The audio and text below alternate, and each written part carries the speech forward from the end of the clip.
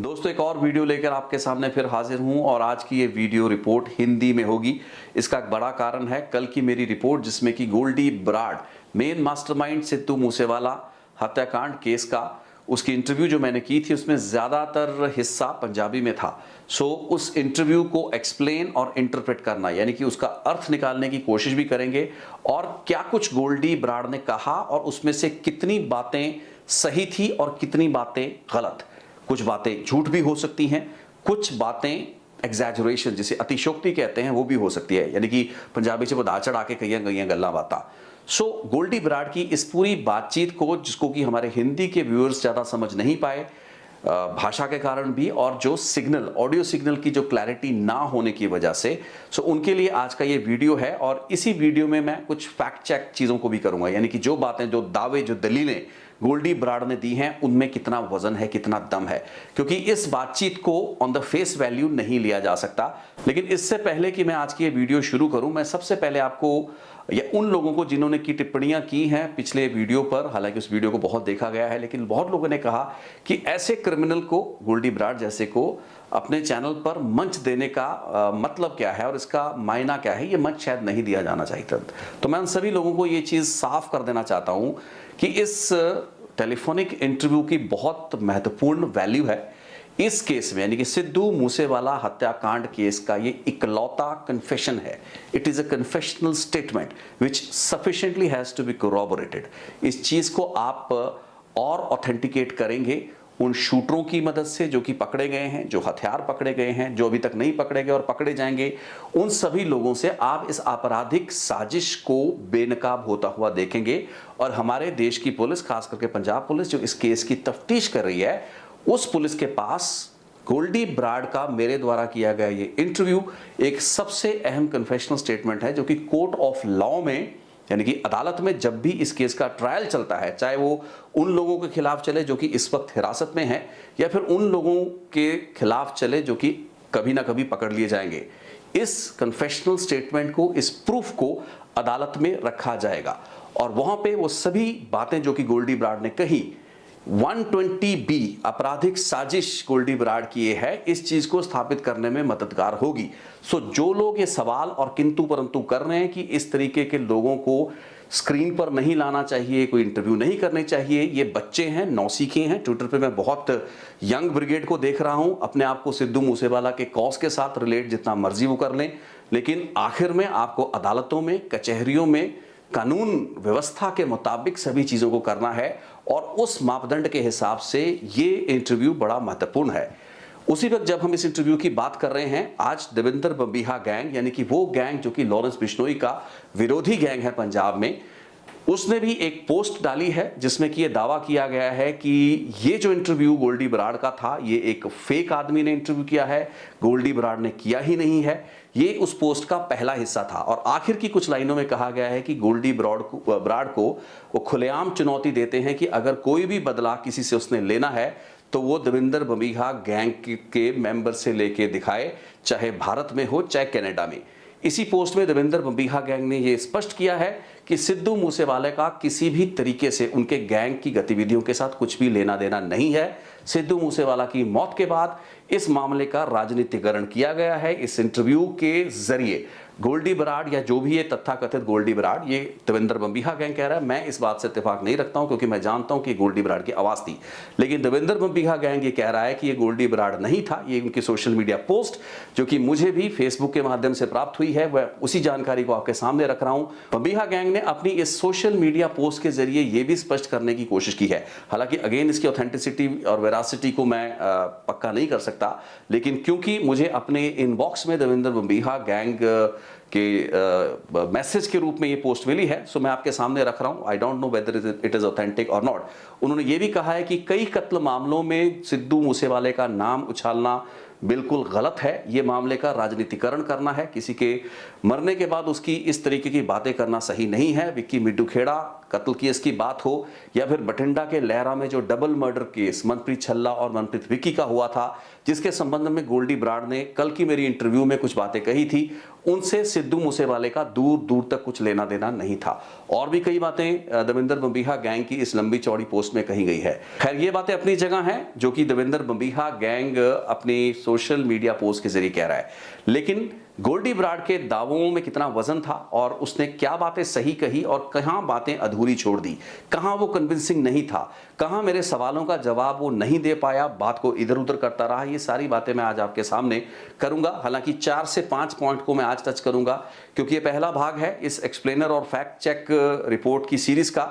जरूरी नहीं है कि मैं क्रम में एक के बाद एक ये रिपोर्ट्स दूं, लेकिन अपनी इस आज की इंटरव्यू में तकरीबन 4 से 5 ऐसे मेन सेंट्रल पॉइंट, केंद्रीय बिंदु हैं जिन पर हम आधारित रहेंगे और समझने की कोशिश करेंगे कि गोल्डी बराड़ किन चीजों को इवेड करता हुआ, यानी कि उनसे बचता हुआ नजर आया और उसके कहने और उसकी बातों से क्या मतलब, क्या बड़ा मायना निकाला जा सकता है। सबसे पहले शुरुआत करेंगे गोल्डी बराड़ से। जो मैंने सवाल किया, जो मेरा पहला सवाल था, वैसे तो मैंने उससे ये पूछा था कि आपने इस किलिंग को, यानी कि सिद्धू मूसेवाला के हत्याकांड को कोई सुपारी लेकर, किसी से पैसे लेकर, जिसे कॉन्ट्रैक्ट किलिंग के रूप में किया हो सकता है, इस चीज को हम क्यों ना माने, क्योंकि कोई भी गैंग 25-30 करोड़ की सुपारी लिए बगैर इतना बड़ा हमला कैसे करेगा, इतने हथियारों के साथ हमला कैसे करेगा। उसने कस्में वगैरह खाई। गुरु ग्रंथ साहब की कसम खाकर गोल्डी बराड़ दावे कर रहा था कि उन्होंने कोई भी पैसा नहीं लिया और अपने भाइयों के लिए, यानी कि उसका तात्पर्य था विक्की मिड्डू खेड़ा, जो कि एक एविडेंट रीजन माना जा रहा है कि विक्की मिड्डू खेड़ा के बदले के रूप में सिद्धू मूसेवाला को मारा गया और उसने अपने भाई गुरलाल बराड़ की बात की।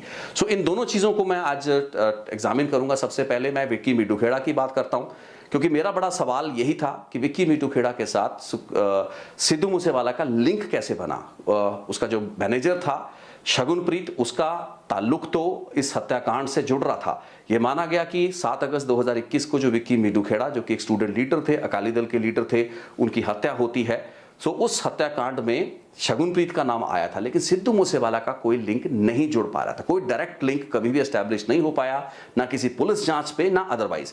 इस चीज को काफी हद तक उसने एस्टैब्लिश करने की कोशिश की। गोल्डी बराड़ ये कहता रहा, उसने 2 बड़े कारण बताए।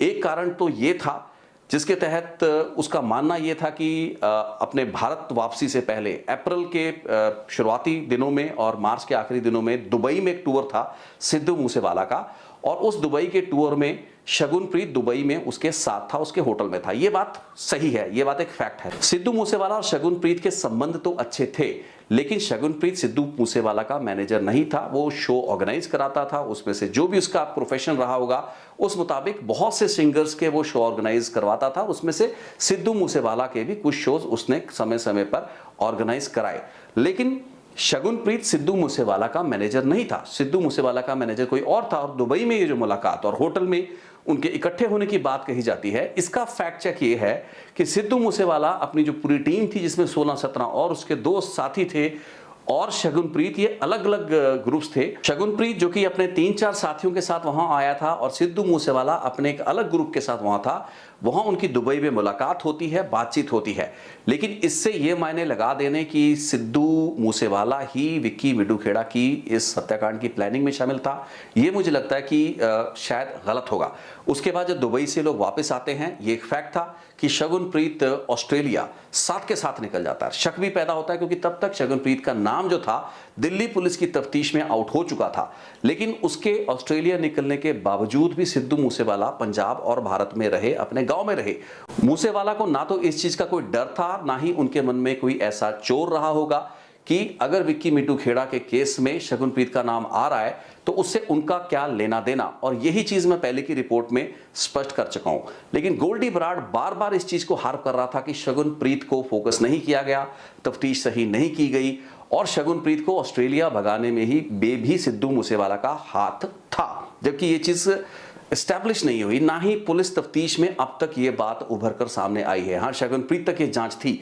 मैंने फिर सवाल ये भी उससे पूछा था कि अगर शगुनप्रीत का नाम, जो कि अप्रैल के महीने में सामने आया इस केस में, अगर सिद्धू मूसेवाला अप्रैल के महीने में ही एक सो कॉल्ड कॉन्स्पिरेटर की भूमिका में उभरने शुरू हो रहे थे, तो इन लोगों को, यानी कि गोल्डी बराड़ और लॉरेंस बिश्नोई के गैंग को उस पर हमले, यानी कि सिद्धू मूसेवाला पर हमले के लिए जो रैकीज और प्लानिंग थी, वो जनवरी 2022 या फिर सितंबर 2021 से करने की क्या जरूरत पड़ी थी।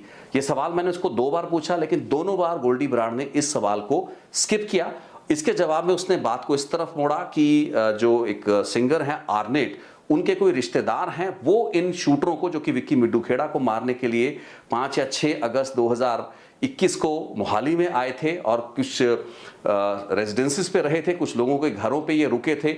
वहां पर खाना देने के लिए ये कुछ रिश्तेदार जो थे सिंगर के, उन द्वारा उन तक पहुंच की गई। ये सब चीजें गोल्डी बराड़ के मुताबिक एक एविडेंस है कि इस पूरी की पूरी साजिश के पीछे सिद्धू मूसेवाला हो सकते हैं। अब ये एक शक था और यही सवाल मैं उनसे बार बार पूछ रहा था कि आपने क्या सिर्फ एक शक के आधार पर सिद्धू मूसेवाला की हत्या कर दी या करवा दी। दूसरा सवाल ये कि सिद्धू मूसेवाला ने कभी भी भारत छोड़ने की, भागने की कोशिश नहीं की। अगर उनको दिल्ली पुलिस या पंजाब पुलिस के पास जो विक्की मिड्डू खेड़ा मर्डर केस की तफ्तीश चल रही थी, अब तो उनकी सरकार भी नहीं थी, तो उनको डर होना चाहिए था अगर वो इन्वॉल्व होते, लेकिन वो तो पंजाब में बैठे थे। ऐसी परिस्थितियों में ये कारण मिल जाना या इसको कारण मान लेना कि सिद्धू मूसेवाला ही इस कॉन्स्पिरेसी में शगुनप्रीत के मास्टरमाइंड थे। इस पर गोल्डी बराड़ का यह भी दावा था कि कमजोर लोगों पर ही तो हाथ डलता है, तो तफ्तीशों में अगर शगुनप्रीत का नाम आ जाता है तो ये तो स्वाभाविक सी बात है, बड़े लोगों पर और तगड़े लोगों पर तो हाथ डलता नहीं है। तो इसी कारण एज पर गोल्डी बराड़ सिद्धू मूसेवाला का नाम इस तफ्तीश में सामने नहीं आया। लेकिन क्या ये इतना बड़ा आधार था? मैंने सवाल पूछा कि आपने 60 दिन, जब इस केस में शगुनप्रीत का नाम आता है या सिद्धू मूसेवाला के साथ इस हत्याकांड को जोड़कर देखने की कोशिशें होनी शुरू होती हैं, कुछ मीडिया में रिपोर्टेड खबरें थी, ये बात आनी शुरू हो गई थी कि एक सिंगर का मैनेजर उसका हाथ है, रैकी वगैरह उसने करवाई, तो सिर्फ 60 दिन के अंदर अंदर आपने कितना खतरनाक हमला, जो जानलेवा हमला था, उसको एग्जीक्यूट करा दिया। आपने उसको समय क्यों नहीं दिया? आपने उसको वार्निंग क्यों नहीं दी? पंजाब में कई सिंगर, परमीश वर्मा जैसे, या फिर इवन करण औजला जिसका उन्होंने जिक्र किया था, ऐसे सिंगर्स के घरों के बाहर गोलियां चली हैं। इन लोगों को वार्न किया गया है, इन लोगों से फिरौती मांगने का एक तरीका रहा इन गैंगस्टर्स का। सो इन सभी चीजों को ना करते हुए सीधा सिद्धू मूसेवाला पर इतना बड़ा जानलेवा घातक हमला, इस चीज का भी कोई स्पष्ट जवाब गोल्डी बराड़ के पास नहीं था। सो ले दे के ये जो पूरी बातचीत थी, यानी कि विक्की मिड्डू खेड़ा की हत्याकांड के पीछे सिद्धू मूसेवाला का हाथ था या फिर उसकी भूमिका थी, इस चीज को एस्टैब्लिश कहीं भी हम होता नहीं देख पा रहे और ना ही गोल्डी बराड़ इस चीज को कन्विंसिंगली स्थापित कर पाया।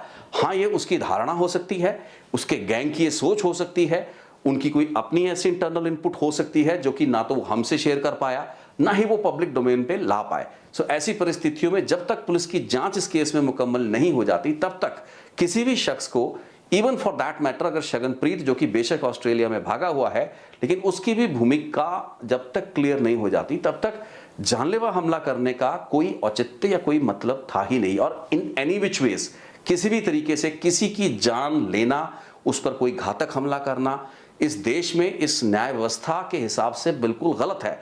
सो ऐसी परिस्थितियों में मैं इस एक गैंगस्टर गोल्डी बराड़ से ये उम्मीद तो नहीं कर सकता कि भारत के न्याय और न्यायपालिका के मापदंडों को वो मानेगा, लेकिन जिस तरीके से वो तर्क दे रहा था कि हमने पुलिस को और सभी जो इन्वेस्टिगेशन एजेंसियां थी उनको मौका दिया और अगर उन्होंने अपना काम नहीं किया तो फिर हमने अपने भाइयों का बदला ले लिया।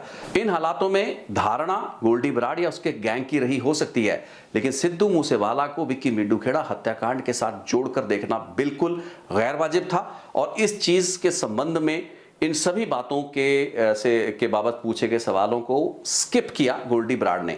आखिर में मैंने उससे तीसरी बार जब सप्लीमेंट्री सवाल पूछा था तो यह भी पूछा था कि आप लोगों की प्लानिंग पहले थी और आप लोगों को एक बहाना चाहिए था और विक्की मिड्डू खेड़ा के मर्डर केस को आपने बहाना बनाया। तो उस पर भी उसने बातें वही पुरानी अपनी रंजिशों की, पुरानी जो गैंग की एक आपसी राइवलरी थी, उस तक ही जोड़ी। सो विक्की मिड्डू खेड़ा का ये पहला एस्पेक्ट था जिस पर काफी डिटेल बातचीत गोल्डी बराड़ के साथ हुई। जो उसने कहा मैंने आपको वो बताया। उसमें साफ ये होता है कि ये एक क्रेडिबल रीजन नहीं था, ये एक ऐसा बड़ा कारण नहीं था जिसकी वजह से सिद्धू मूसेवाला को टारगेट किया जा सकता था या टारगेट किया जाना चाहिए था। तो सफिशिएंटली वो एक अलग बात है कि टारगेट तो वो हुए, हत्या तो उनकी हुई, ये तो एक ऐसी हकीकत है, एक ऐसा कड़वा सच है जो कि हमें देखना ही पड़ा। विक्की मिड्डू खेड़ा के इस केस के बाद अब मैं बात करूंगा गोल्डी बराड़ के भाई गुरलाल बराड़, जिनका कि अक्टूबर 2020 में मर्डर हुआ था। इनकी जो हत्या थी वो चंडीगढ़ में की गई थी और गोल्डी बराड़ ने गुरलाल बराड़ की हत्या के पीछे भी सिद्धू मूसेवाला की कथित भूमिका का जिक्र किया। हालांकि इस चीज को समझना, मानना बहुत मुश्किल है क्योंकि मैं ये बता दूं कि गुरलाल बराड़ की चंडीगढ़ में हत्या जो करवाई थी वो लक्की पटियाल गैंगस्टर ने करवाई थी। लक्की पटियाल के शूटर नीरज चस्का और एक मान नाम का शूटर थे, कुछ और उनके जो फैसिलिटेटर थे। ये चंडीगढ़ के काफ़ी पॉश इलाके में हत्या की गई थी। गुरलाल बराड़ बेसिकली एक बॉडी बिल्डर था जो कि जैतो के इलाके में सट्टेबाजी का काम करता था, और देवेंद्र बंबीहा का एक गैंगस्टर था लवी देवड़ा, जिसके साथ गुरलाल बराड़ का 36 का आंकड़ा था। और सट्टे की मार्केट और उस पर कब्जे को लेकर जैतों और इन इलाकों में, फरीदकोट और इस बेल्ट में, मालवा की इस बेल्ट में सट्टे के और जुए के कारोबार पर कब्जा करने के लिए इन लोगों में डिफरेंसेस थे, यानी कि लवी देवड़ा बंबीहा गैंग और लॉरेंस बिश्नोई गैंग से गुरलाल बराड़ जो कि गोल्डी बराड़ का भाई था, चाचे ताए के दोनों ये बेटे थे। ऐसी परिस्थितियों में सबसे पहले लवी देवड़ा को 2020 से कुछ साल पहले, तकरीबन 2-2.5 साल पहले मार दिया गया था। लवी देवड़ा को लॉरेंस बिश्नोई के जो शार्प शूटर थे भेजे गए थे, जिसमें भोला शूटर नाम का एक गैंगस्टर था, जिसकी 2 या 3 महीने पहले एक जेल में ड्रग की ओवरडोज से मौत हुई है। हालांकि इस लवी देवड़ा केस में बहुत से जो आरोपी थे वो बाद में एक्विट कर दिए गए थे, यानी कि उनकी कोई भी दोष स्थापित नहीं हो पाया था। लेकिन लवी देवड़ा का मर्डर लॉरेंस बिश्नोई के गैंगस्टरों की तरफ से कराया गया था। कोर्ट में बहुत से सबूत या जो एविडेंसेस थे वो जुटाए नहीं जा सके। अक्सर ऐसे केसेस में गैंगस्टरों के खिलाफ गवाहियां नहीं दी जा पाती, जिस कारण से ये लोग बच निकलते हैं। सो लवी देवड़ा केस में ज्यादातर लोग बच निकले थे, और उसके कुछ ही देर बाद, तकरीबन 1 महीने बाद, भोला शूटर ड्रग्स ओवरडोज के कारण जेल में मारा जाता है। लवी देवड़ा की उस मौत जो कि लॉरेंस गैंग की तरफ से करवाई गई थी हत्या, उसके बदले के रूप में गुरलाल बराड़ को मारा गया था। लेकिन गोल्डी बराड़ ने जो कल तार छेड़ा वो ये कहा कि गुरलाल बराड़, ये बात मैंने आपको पहले भी रिपोर्ट में बताई थी कि उसका दावा ये था कि एक पंजाबी सिंगर अफसाना खान के साथ गुरलाल बराड़, जिसने कि अपनी एक म्यूजिक कंपनी खोली थी, उसने उसको साइन किया था। एक जिसे कह सकते हैं कि एक बहुत ही फ्रैंक बातचीत में, ज़्यादा सीरियस वो बातचीत नहीं थी, लेकिन गुरलाल बराड़ ने एक अफसाना खान को ये जिक्र किया कि सिद्धू मूसेवाला पंगे ना लिया करे और लॉरेंस बिश्नोई उसको ख़त्म कर सकता है। इस तरीके की कोई लाइटली बात उसने कर दी, जिसके बाद कि ये चीज़ ट्रेवल की। इस चीज़ को जब सिद्धू मूसेवाला के ज़रिए कहीं और ट्रेवल किया गया तो लक्की पटियाल का फ़ोन, या उसके कुछ लोगों ने जो फ़ोन किया वो गुरलाल बराड़ को फ़ोन किया। उसको फ़ोन पर थोड़ा सा डांटा गया या धमकाया गया, जिसके कुछ दिन बाद उसकी हत्या हो गई। अब गोल्डी बराड़ का यह दावा है कि इस हत्याकांड, यानी कि गुरलाल बराड़ जो कि उसका अपना भाई था, उसकी हत्याकांड के पीछे भी सिद्धू मूसेवाला था, जो कि गलत मुझे लग रहा है, क्योंकि उस वक्त जो एक बड़ा कारण आया था, और ये चीज़ें तफ्तीश में भी आई हैं। कभी भी ये वाला एंगल जो गोल्डी बराड़ ने नई बातचीत की है, अब अंदर की कोई ऐसी बात हो जो कि हमें आपको नहीं पता, इसका मैं दावा नहीं कर सकता। लेकिन पुलिस की जितनी भी इन्वेस्टिगेशन हुई, गुरलाल बराड़ की हत्या जो हुई, लक्की पटियाल ने जो कराई, उसका बड़ा कारण था कि बंबीहा गैंग के लवी देवड़ा को मारा गया था। उसके जवाब में गुरलाल बराड़ को मारा गया था, ना कि गुरलाल जो बराड़ है उसने कोई सिद्धू मूसेवाला के बारे में कोई ऐसी बात कर दी थी। सो ये एक ऐसी बातचीत है जो कि गोल्डी बराड़ का दावा है। इसमें कितना वजन है ये अब आप खुद भी अंदाजा लगा सकते हैं, लेकिन as per my knowledge and information ये एक कारण नहीं था गुरलाल बराड़ की हत्या का। सो इस चीज को भी उस तरीके से जोड़ के, जिस तरीके से गोल्डी बराड़ देख रहे हैं, और एक सीरीज में उन्होंने कई एलिगेशन लगाए सिद्धू मूसेवाला के खिलाफ। सो उनमें से ये दूसरा रीजन था जो कि डायरेक्टली वो कहते हैं कि उनके भाइयों के साथ लिंक था। उस केस को भी हम इतनी मजबूती से जुड़ता हुआ आपस में नहीं देख सकते। वो एक अलग बात है कि इसको जोड़ा गया और इसको एक बेस बनाकर, कारण बताकर सिद्धू मूसेवाला को मारने का एक जो अपना एक्ट है, यानी कि अपनी वो कार्रवाई है, उसको ये लोग किसी तरीके से जस्टिफाई करना चाहते हैं। तीसरा जो बड़ा कारण इस पूरी की पूरी बातचीत में जो उभर कर आया वो ये था, जो कि गोल्डी बराड़ का ही दावा था कि सिद्धू मूसेवाला हमारे एंटी गैंग के साथ चला करता था। अभी गोल्डी बराड़ का दावा है कि सिद्धू मूसेवाला एंटी गैंग कौन सा है? एंटी गैंग है देवेंद्र बंबीहा का गैंग, एंटी गैंग है सुखप्रीत बुड्ढा, दिलप्रीत बाबा और लक्की पटियाल का गैंग। ये एक अलग लीग है, ये सब लोग अलग से चलते हैं, और लॉरेंस बिश्नोई की एक अलग लीग चलती है। आपस में इनका 36 का आंकड़ा है कुछ कारणों से, पिछले कई सालों से। सो इस चीज को मानने के लिए हमारे पास कुछ चीजें या कुछ तथ्य उपलब्ध हैं, जिससे कि ये पता चलता है कि सिद्धू मूसेवाला, क्योंकि एक ऐसा समय था जब सिद्धू मूसेवाला को ज़्यादा लोग जानते नहीं थे। म्यूज़िक इंडस्ट्री में जब उसका उभार होता है और म्यूज़िक में जो उसके इनिशियल कुछ कॉन्ट्रैक्ट्स होते हैं वो घाटे का सौदा होते हैं और सिद्धू कुछ म्यूजिक माफिया पर कंट्रोल करने वाले लोगों के चंगुल में फंस गया था। इसके बाद सिद्धू मूसेवाला ने अपनी एक अलग कंपनी खोल के अपना एक अलग यूट्यूब चैनल शुरू किया, जिस पर उसने अपने वीडियोस वगैरह डालने शुरू किए। ये एक एग्रीमेंट की वायलेशन भी थी, जिसके बाद जो म्यूजिक इंडस्ट्री के कुछ दबंग लोग थे, हालांकि इस पूरे के पूरे टॉपिक को मैं अपनी 2 या 3 रिपोर्ट के बाद टच करूंगा, डिटेल में टच करूंगा, विद फैक्ट्स टच करूंगा। लेकिन उस पूरी की पूरी लड़ाई में सिद्धू मूसेवाला को कहीं ना कहीं से समर्थन या प्रोटेक्शन मिलना था। और ये समर्थन इसलिए नहीं था कि सिद्धू मूसेवाला किसी गैंगस्टर के साथ जुड़ा हुआ था या उसकी कोई गतिविधियां गलत थी। वो तो एक सिंगर था और अपना काम कर रहा था। लेकिन अगर उस नाजुक समय में, जबकि उसकी कोई बैकअप, कोई सपोर्ट, कोई पॉलिटिशियन या कोई उस तरीके से उसके पास एक जिसे कहते हैं कि एक फॉल बैक मैकेनिज्म नहीं था, उन हालातों में उसके कुछ ऐसे साथी रहे हो सकते हैं जिनके लिंक्स बम्बीहा या और गैंगस्टर्स के साथ रहे हों। लेकिन इसका यह मतलब नहीं है कि सिद्धू मूसेवाला इन गैंग्स के साथ लिंक था या वो इनकी गतिविधियों में इन्वॉल्व था या फिर इनको इस तरीके से सपोर्ट देता था। हालांकि गोल्डी बराड़ तो लगातार कह रहे हैं कि पैसे या फाइनेंसिस के पॉइंट ऑफ व्यू से भी बाद में सिद्धू मूसेवाला उनकी मदद करते रहे। सुखप्रीत बुड्ढा के साथ सिद्धू मूसेवाला के कथित लिंक्स को लेकर उसने कई बातें कही। लेकिन ये एक फैक्ट है कि जो बड़ा कारण है, क्योंकि खरी मैं बात आपसे बाद में करूंगा, लेकिन जो बड़ा कारण माना गया इस आपस की दुश्मनी का, मैं इसके टर्म यूज करूंगा दुश्मनी। इस दुश्मनी का एक बड़ा कारण यही था कि सिद्धू मूसेवाला की जो अलाइनमेंट थी या वो जिस तरीके से लॉरेंस बिश्नोई गैंग के आगे झुक नहीं रहा था, या उनको पहले उन्होंने फिरौती की मांग की, वो फिरौती नहीं दी, चलो फिरौती के बाद आपस में बैठ कर बातचीत करने का जो जिक्र हुआ, और ये गोल्डी बराड़ ने मेरे को बताया, ये पहली बार शायद बात सामने आई है, गोल्डी बराड़ ने अपने मुंह से बोली है कि जब लॉरेंस बिश्नोई लगातार सिद्धू मूसेवाला को धमकियां दे रहा था तो विक्की मिड्डू खेड़ा ने मध्यस्थता करने की कोशिश की, और विक्की मिड्डू खेड़ा जब तक जिंदा रहा तब तक वो बचाता रहा सिद्धू मूसेवाला को, क्योंकि लॉरेंस सिद्धू मूसेवाला को मारना चाहता था। लेकिन सिद्धू मूसेवाला को विक्की मिड्डू खेड़ा समझाता रहा कि तुम इनसे भी बना के रखो और दूसरे वालों से बना के रखो, न्यूट्रल रह के चलो। ये अब गोल्डी बराड़ बातें कर रहा है। एक तरफ जहां सिद्धू मूसेवाला लॉरेंस बिश्नोई के सामने झुकने, उसे माफी मांगने के लिए तैयार नहीं था, वहीं मिड्डू खेड़ा उसको ये समझा रहा था कि वो न्यूट्रल रहकर चले, माफी मांगे, ताकि वो अपना काम शांति से कर सके। ऐसे में इसके साथ ही सिद्धू मूसेवाला द्वारा कुछ ऐसे गीत गाए गए, लिखे गए या उनमें वो फीचर हुए जिसमें कि बम्बीहा बोले का वो गाना था जो कि आज से 1 साल पहले बना है।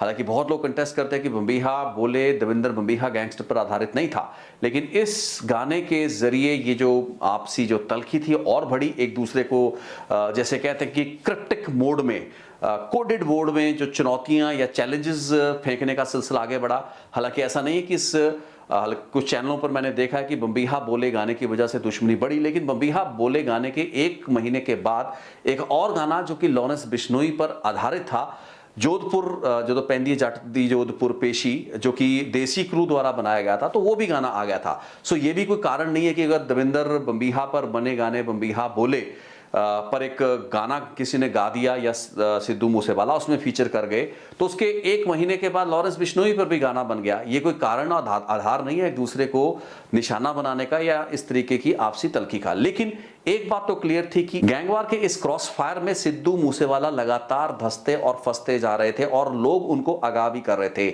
और उनसे बार बार यही सब कह रहे थे कि वो एक ग्रुप के साथ ज्यादा आइडेंटिफाई ना हो। बेशक उनका कोई भी ऐसी गतिविधि से लेना देना नहीं था, लेकिन उनकी जो आइडेंटिफिकेशन एक ग्रुप के साथ और लॉरेंस बिश्नोई के साथ जो दुश्मनी थी वो एक वजह थी। और गोल्डी बराड़ के साथ इस पूरी की पूरी बातचीत में ये चीज उभर कर बार बार गोल्डी बराड़ ने इस चीज का जिक्र किया कि हमारे एंटी लोगों के साथ चलता था, हमारे एंटी जो ग्रुप के जो गैंगस्टर थे वो कुछ ऐसे लोगों को धमकियां देते थे जिनका इनसे भी कुछ लेना देना नहीं था। कहने की उसकी ये बात थी कि भी सिद्धू मूसेवाला के इशारे पर या उसके कहने पर जो और कुछ गैंग्स हैं वो लोगों को, सिंगर्स को धमकियां देते थे और वो कह रहा था कि मैं ऐसे 5, 6, 7, 8 सिंगर्स का आपको नाम दे सकता हूं, आप कॉन्फिडेंशियली उनसे पूछ सकते हैं। ये सारी बातें थी, लेकिन इस चीज को मानने का हमारे पास क्या आधार है और इस चीज का क्या बेस है? सिद्धू मूसेवाला कोई गैंगस्टर नहीं था, उसके अगर संबंध किसी ग्रुप के साथ रहे होंगे किसी समय, क्या ये एक सफिशिएंट कारण है कि उसको इतनी दर्दनाक मौत दी जाए या उसकी हत्या कर दी जाए? ये बात भी समझ से परे है। हालांकि इन सभी बातों में ये चीजें स्थापित होती जरूर नजर आई कि एक कोई घटना या एक कोई कारण नहीं था सिद्धू मूसेवाला की मौत था, बल्कि एक सीरीज थी, एक पाइल अप हो रहा था। सो पहले विक्की मिड्डू खेड़ा, फिर गुरलाल बराड़, फिर जो गैंग राइवलरी थी, अलग अलग गैंग्स की आपस की वॉर थी, ये 3 बड़े कारण जो थे इस इंटरव्यू में डिस्कस किए गए। गोल्डी ब्राड ने इनका जिक्र किया। इसके अलावा 2-3 और बातें हैं जो कि गोल्डी ब्राड ने कही, जिनमें से एक महत्वपूर्ण बात यह थी कि उसने, यानी कि गोल्डी ब्राड ने, अपने ही साथी और अजीज रहे विक्की मिड्डू खेड़ा की भूमिका पर काफी रोशनी डाल दी। हालांकि मैं नहीं जानता कि ये जानबूझ के उसने डाली या अनजाने में डाल गया, लेकिन वो ये कह गया कि विक्की मिड्डू खेड़ा लॉरेंस बिश्नोई के और सिद्धू मूसेवाला के बीच में मध्यस्थता करवा रहा था, यानी कि इंटरमीडिएरी था और लॉरेंस से माफी क्यों सिद्धू मूसेवाला से मंगवाना चाहता था। इसके अलावा गोल्डी ब्राड ये भी दावा कर रहा है कि जो विक्की मिड्डू खेड़ा है वो ही लक्की पटियाल, जो कि एक गैंगस्टर है, आर्मेनिया बेस्ड गैंगस्टर है, इस वक्त माना जा रहा है कि वो आर्मेनिया में हो सकता है, उसको भारत से भगाने में विक्की मिड्डू खेड़ा का रोल था। जबकि इस बात में कितना वजन है, ये एक बहुत बड़ा सवालिया निशान सबके लिए होना चाहिए, क्योंकि इनका आपस में काफी दुश्मनी थी लक्की पटियाल और विक्की मिड्डू खेड़ा की। सो विक्की मिड्डू खेड़ा ने ही लक्की पटियाल को भारत से बाहर भगाया और बाद में विक्की मिड्डू खेड़ा को जो शूटर मार के जाते हैं, जो मॉड्यूल जिनसे उसकी हत्या अगस्त 2021 में करवाई जाती है, और इसके बाद इस हत्या की जिम्मेवारी लक्की पटियाल का गैंग लेता है। सो क्या कारण था, ये सारी चीजें इलॉजिकल मेरे को नजर आ रही हैं, लेकिन ये दावा गोल्डी ब्राड का था कि विक्की मिड्डू खेड़ा लक्की पटियाल को विदेश में भागने की मदद करता है। विक्की मिड्डू खेड़ा ही लॉरेंस बिश्नोई से माफी मांगने की बात सिद्धू मूसेवाला को कहता है। इसका मतलब ये है कि आखिर विक्की मिड्डू खेड़ा खुद क्या था। वो एक अकाली दल का लीडर था, एक यूथ लीडर था, पहले वो स्टूडेंट लीडर था, लॉरेंस बिश्नोई वगैरह इन गैंगस्टरों का क्लासमेट रहा या इनके सीनियर रहे। कॉलेज के जो यूनिवर्सिटी स्टूडेंट काउंसिल इलेक्शंस होते हैं उसमें वो बहुत एक एक्टिव वर्कर भी था, लीडर भी था। और विक्की मिड्डू खेड़ा एक एस्टेब्लिश्ड अच्छा उसका सहचार जिसे कहते हैं, अच्छी उसकी कोऑर्डिनेशन थी, नेटवर्किंग अच्छी थी।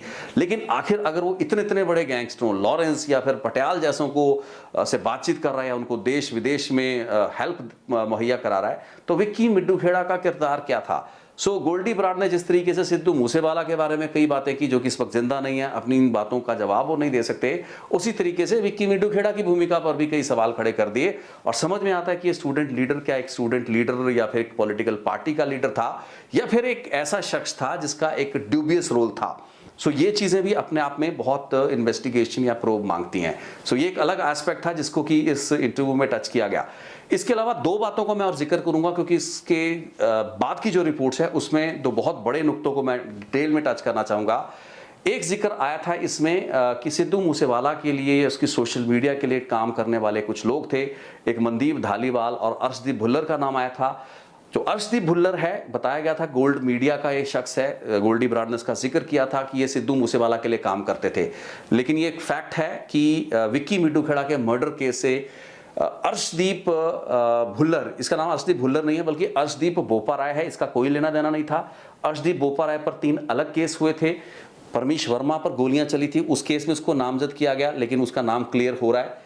गिप्पी गरेवाल को धमकी देने के केस में भी अर्शदीप बोपाराय का नाम आया था, लेकिन उसमें बाद में गिप्पी जो गरेवाल है, पंजाब के सिंगर है, उन्होंने अपना हल्फनामा दे दिया और उन्होंने कह दिया कि उनकी जो शिकायत थी उसमें कहीं भी अर्शदीप की भूमिका का जिक्र उन्होंने नहीं किया था। सो संभवतः इस केस में वो डिस्चार्ज हो जाएगा। और तीसरा एक और केस था जिसमें कि गैंगस्टरों द्वारा संचालित कुछ कंपनियां, जिनमें से कि एक कंपनी थी ठग लाइफ और एक और कंपनी थी, इन कंपनियों पर कुछ केस मुकदमेबाजी हुई थी। इस केस में मनदीप धालीवाल और अर्शदीप, ये जो बोपाराय है, इसको अरेस्ट किया गया। इसको जो पेश करवाने की बात गोल्डी ब्राड कह रहा है कि एक बाबा संधू और कुछ और लोगों ने मिलकर पिछले साल पिछली सरकार में इनको पुलिस के पास पेश करवाया, इनका आत्मसमर्पण करवाया और इनको ज्यादा इन्वेस्टिगेशन विक्की मिड्डू खेड़ा केस में नहीं हुई। ये बात उसकी सही है, लेकिन इन लोगों को एक अलग केस में पकड़ा गया था। कभी भी ये लोग विक्की मिड्डू खेड़ा के केस में नामजद नहीं किए गए। सो अर्शदीप जो जिसकी बात उसने की थी, काफी हद तक वो मैंने बात फैक्ट वेरीफाई किए हैं, वो लड़के का कोई इतना बड़ा रोल नहीं है। जहां तक रही मनदीप सिंह धालीवाल की बात, ये भी स्टूडेंट पॉलिटिक्स में इन्वॉल्व लीडर रहा है और ये दावा इसका था गोल्डी ब्राड का कि सिद्धू मूसेवाला की कैंपेन में ये लड़का गया। ये बात सही है, इस बात में प्रमाणिकता है, इस बात को एस्टैब्लिश किया जा सकता है कि वो लड़का सिद्धू मूसेवाला के लिए काम कर रहा था। लेकिन किसी भी तरीके से इन दोनों का नाम विक्की मिड्डू खेड़ा के मर्डर केस में उस तरीके से नहीं आ रहा था। तो जब इनका नाम ही नहीं आ रहा था तो सिद्धू मूसेवाला के साथ इस सारी बातचीत का जुड़ना ये काफी हद तक संभव ही नहीं है। सो ये बात भी किस तरीके से जोड़ दी गई या उसको जोड़ के देखा जा रहा है गोल्डी ब्राड या उसके जो गैंग के साथी हैं, ये अपने आप में कई और सवाल खड़े करती है। इसके अलावा गोल्डी ब्राड के साथ इस पूरी की पूरी बातचीत में एक और बहुत ही महत्वपूर्ण केस का जिक्र हुआ। हालांकि गोल्डी ब्राड ने इस मामले में भी सिद्धू मूसेवाला पर एक इल्ज़ाम लगा दिया जो कि सही नहीं है। सिद्धू मूसेवाला की एक फंक्शन के दौरान या उस फंक्शन से पहले एक होटल में गोली चलती है। गोल्डी ब्राड ने इसको एक अलग तरीके से पेश किया। उन्होंने कहा कि गोली सिद्धू मूसेवाला की पिस्तौल से चली। ये एक फैक्ट है कि एक गोली चली थी। एक सरबी गरेवाल नाम का लड़का था, लुधियाना के कुंभ कलां का रहने वाला। इस एक्सीडेंटल फायर के केस में उसकी मौत हो गई थी। मोहाली में एक होटल में ये घटना हुई थी, लेकिन इसमें सिद्धू मूसेवाला का नाम उस तरीके से नहीं आया था। हालांकि गोल्डी ब्राड कह रहे हैं कि जी इस केस की जिम्मेवारी जो उनका एंटी गैंग है उनके कुछ मेंबर्स ने अपने सिर ले ली थी। सो इस बात की प्रमाणिकता को भी ऑथेंटिकेट नहीं किया जा सकता, क्योंकि इस केस में एक एक्सीडेंटल फायर का मामला था। गोल्डी ब्राड ये दर्शाना चाह रहे थे कि ये सिद्धू मूसेवाला के हाथ से हुआ, जबकि ऐसा कुछ नहीं था। ये क्लियर कट एक्सीडेंटल फायर का केस था जिसमें एक लड़के की मौत हुई। हाँ, जो मैंने अपनी तफ्तीश की है, जो वेरिफिकेशन की है, ये एक फैक्ट है कि जब ये गोली चलती है उस होटल में, उसके बाद उस होटल में जहां पर जो क्राइम सीन था उसको काफी हद तक क्लियर अप किया गया। मोहाली पुलिस जो उस वक्त के अफसर रहे होंगे, उन्होंने काफी मदद दी। उस पूरी की पूरी सीन ऑफ क्राइम को मॉप अप कर दिया गया था, साफ कर दिया गया था। किन कारणों से ये किया गया, ये चीज एक अलग बात है, एक अलग इन्वेस्टिगेशन मांगती है। हालांकि उस केस में जो पुलिस केस बना है, जो इन्वेस्टिगेशन में सामने आया है, उसमें ये एक क्लियर कट एक्सीडेंटल फायर का केस था, जिसमें बनती जो कार्रवाई थी वो की। सो किसी भी हद तक हम अगर ये कहें कि जी सिद्धू मूसेवाला ने किसी को मार दिया, तो मुझे लगता है कि वो काफी हद तक मिसलीडिंग हो सकता है। सो ये फिर एक गोल्डी ब्राड का दावा था। इसकी ऑथेंटिसिटी जो है वो एक बहुत बड़ा सवाल थी, क्योंकि ये तो फैक्ट था कि ये एक एक्सीडेंटल फायर था, लेकिन जिस तरीके का कवर अप उस दिन उस होटल में हुआ, वो कई सवाल और खड़े करता है। लेकिन उसमें लोकल पुलिस की भूमिका है। हम उस चीज को सिद्धू मूसेवाला के साथ उस तरीके से रिलेट करें, मुझे लगता है कि ये भी एग्जैजुरेशन थी, यानी कि अतिशोक्ति, बढ़ा चढ़ाकर चीजों को मैग्नीफाई करके देखने की कोशिश। तो मुझे जितनी भी बातें मैंने आज आपसे की, या जो ये सवाल इन घटनाओं से जुड़े हुए मैंने ना सिर्फ पूछे, बल्कि खुद बखुद गोल्डी ब्राड ने बताए और उसके कुछ सप्लीमेंट्री मैंने पूछे। मैं ये जानना चाहता था कि सिद्धू मूसेवाला की हत्या उन्होंने क्यों कराई, इसका क्या कारण था। लेकिन गोल्डी ब्राड ने इतने लंबी चौड़ी अपनी बातचीत में मुझे यह समझाया कि उनकी दुश्मनी क्या थी। अब दोनों चीजें एक तो नहीं है कि हत्या का कारण, ट्रिगर पॉइंट क्या था जिसको वो विक्की मिड्डू खेड़ा की हत्या बता रहे हैं, लेकिन वो कारण जो है वो सफिशिएंट नहीं था। वो कारण उस तरीके से सिद्धू मूसेवाला से क्रेडिबली रिलेट ही नहीं हो पाया, और मेरे जितने भी सवाल है सप्लीमेंट्री थे उसके तसल्ली बख्श जवाब नहीं आ पाए। सो वो एक बहुत बड़ा सवाल था। लेकिन जो चीज गोल्डी ब्राड मुझे बताना चाह रहे थे, वो ये बताना चाह रहे थे कि उनकी दुश्मनी क्या थी। सो दुश्मनी के कई छोटे छोटे से लेकर बहुत बड़े कारण थे, और मुझे लगा कि पिछले 3-4-5 सालों में एक बहुत लंबा चौड़ा एक स्टॉक पाइल इकट्ठा हो गया था आपस में मिसअंडरस्टैंडिंग का। मैं इसको गलत फहमियां कहूंगा, मैं इसको एक ऐसा कम्युनिकेशन गैप कह लीजिए, एक ऐसा तनाव कह लीजिए, जिसमें दोनों ग्रुपों द्वारा, यानी कि एक तरफ तो कुछ गैंग्स इन्वॉल्व थे, और सिद्धू मूसेवाला जिस तरीके के गीत लिख रहे थे, उनसे आपस में ये जो डिफरेंसेस थे ये रिजॉल्व होने की बजाय ये मतभेद बढ़ते गए।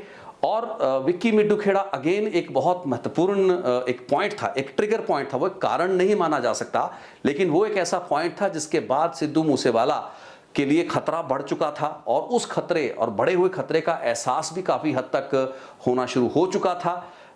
चुनावों के चलते ये सब चीज़ों को महसूस नहीं किया गया, क्योंकि विक्की मिड्डू खेड़ा की हत्या के बाद ही सिद्धू मूसेवाला ने कांग्रेस ज्वाइन कर ली, उनको काफ़ी सिक्योरिटी मिल गई, इलेक्शन सामने आ गए, तो उन इलेक्शनों में इन गैंग्स की हिम्मत नहीं हुई कि सिद्धू मूसेवाला पर हमला किया जा सके।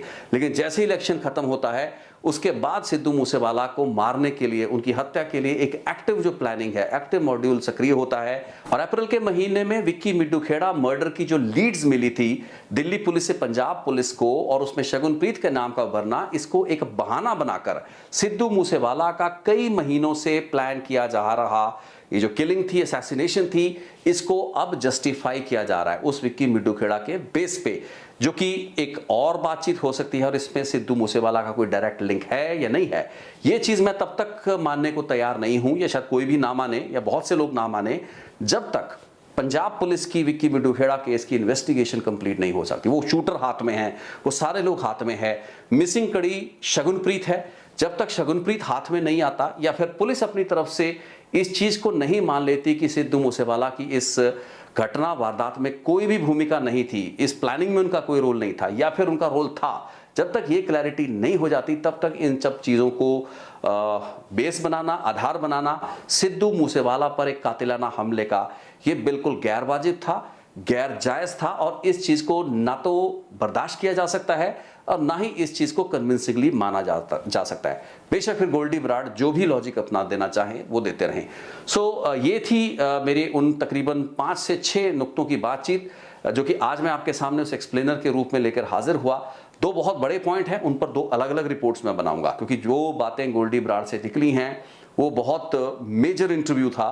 बेशक लोग उसको अलग नज़रिए से देखेंगे, सिद्धू मूसेवाला के फैंस या वो लोग जो कि अपराध जगत या इन्वेस्टिगेशन से जुटे हैं, इन सब के लिए उस रिपोर्ट और उस इंटरव्यू के अलग अलग मायने हैं।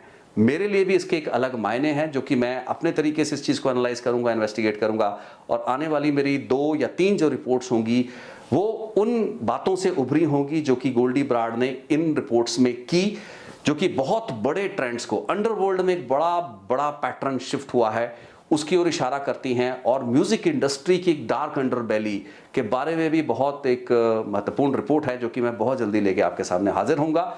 आज की रिपोर्ट में यही कुछ। बहुत बहुत धन्यवाद इस रिपोर्ट को देखने के लिए। Thank you so much.